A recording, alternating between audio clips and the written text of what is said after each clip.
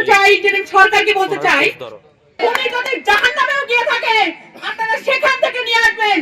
আমরা খুনিকে প্রকাশ্যে ঝুলিয়ে মারতে চাই।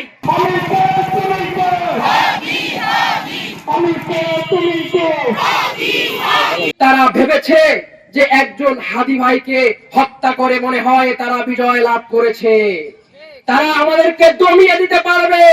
কিন্তু তারা মনে হয় ভুলে গেছে আমরা খালিদ বিন ওয়ালিদের উত্তরসূরি, তারা মনে হয় ভুলে গেছে আমরা সালাউদ্দিন আইয়ুবের উত্তরসূরি, তারা মনে হয় ভুলে গেছে আমরা মোহাম্মদ বিন কাসিমের উত্তরসূরি, তারা মনে হয় ভুলে গেছে আমরা ইখতিয়ার উদ্দিন মোহাম্মদ বিন বখতিয়ার খিলজির উত্তরসূরি, তারা মনে হয় ভুলে গেছে আমরা শহীদ উসমান হাদির উত্তরসূরি।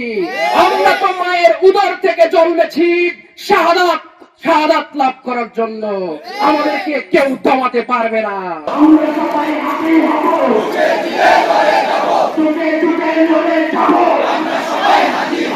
এখন একটি গল্পের নাটক সাজানো হচ্ছে, তিনি নাকি পালিয়ে গেছে ভারতে।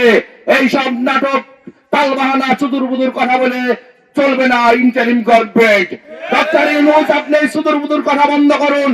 আপনার কারণে আমরা আমাদের ভাই শহীদ হাদিকে হারিয়েছি, আমরা আমাদের অন্যান্য ভাইদের হারাচ্ছি।